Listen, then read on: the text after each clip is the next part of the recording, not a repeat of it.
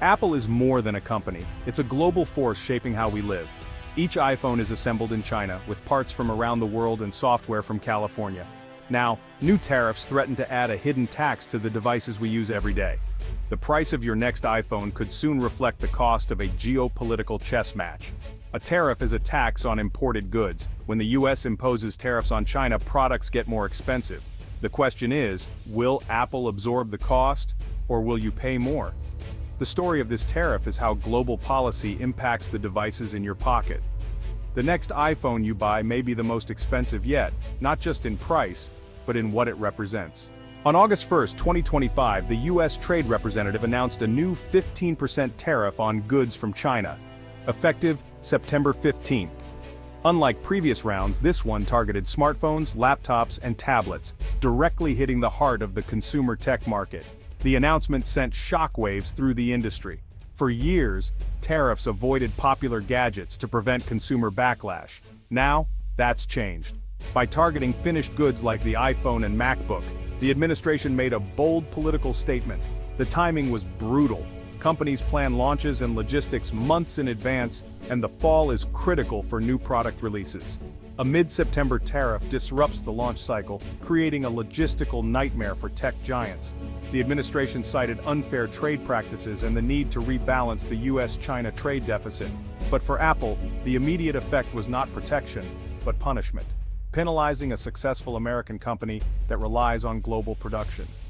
The move exposed a fundamental tension between national policy and the realities of multinational business.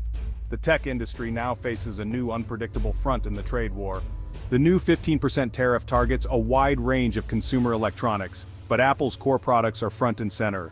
Official documents list smartphones, laptops, and tablets, meaning the iPhone, MacBook, and iPad are all hit. These three categories make up most of Apple's revenue, so a tariff on all of them is unprecedented. For example, a high-end iPhone costs about $500 to make. A 15% tariff adds $75 per unit before it even leaves the port. MacBooks and iPads face similar increases, $120 more for a MacBook Pro.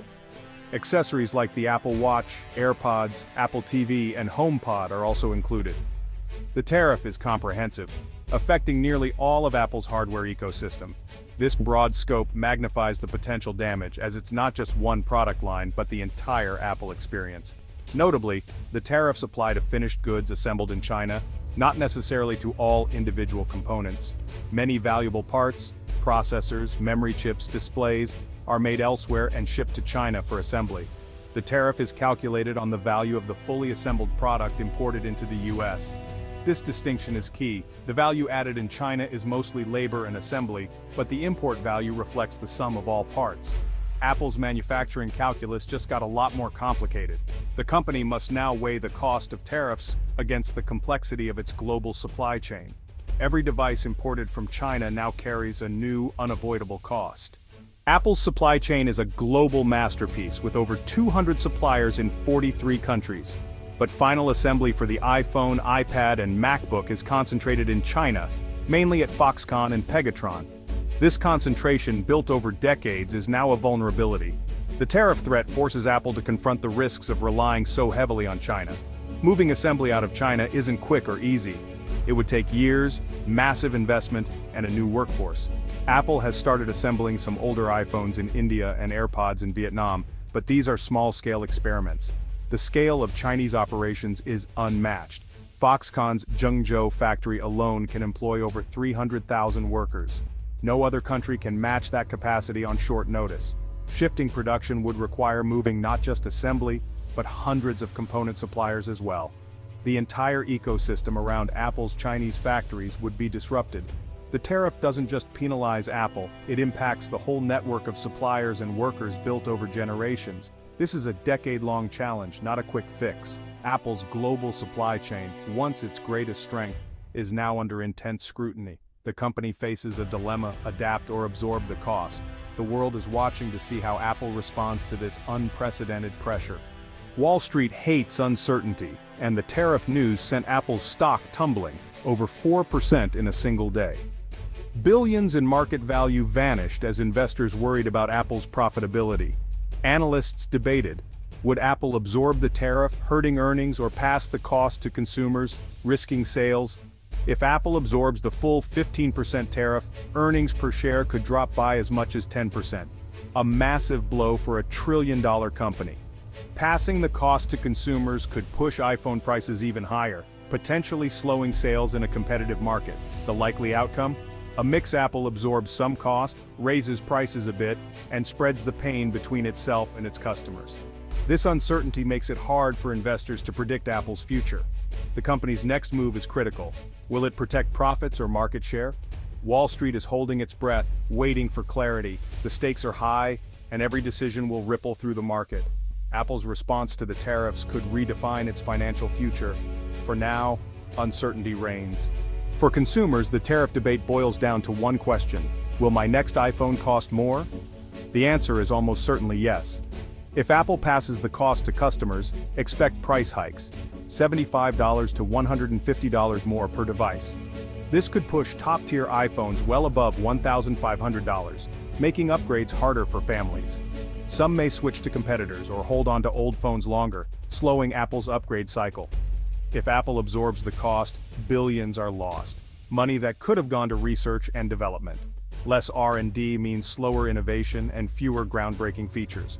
Either way, consumers pay directly through higher prices or indirectly through slower tech progress. The tariff's impact is personal, affecting both wallets and the pace of innovation. Trade disputes aren't just policy, they shape the technology in our hands. The consumer conundrum is real, and there's no easy way out. After the tariff announcement, all eyes turned to Apple CEO Tim Cook. Calm and diplomatic, Cook argued that tariffs are a tax on American consumers, not China. He warned that higher prices would make Apple products less accessible for families and students. Cook reframed the issue. This isn't just about Apple, it's about American competitiveness. He pointed out that rivals like Samsung, assembling phones outside China, wouldn't face the same tariffs. That gives foreign competitors an edge while penalizing a successful American company.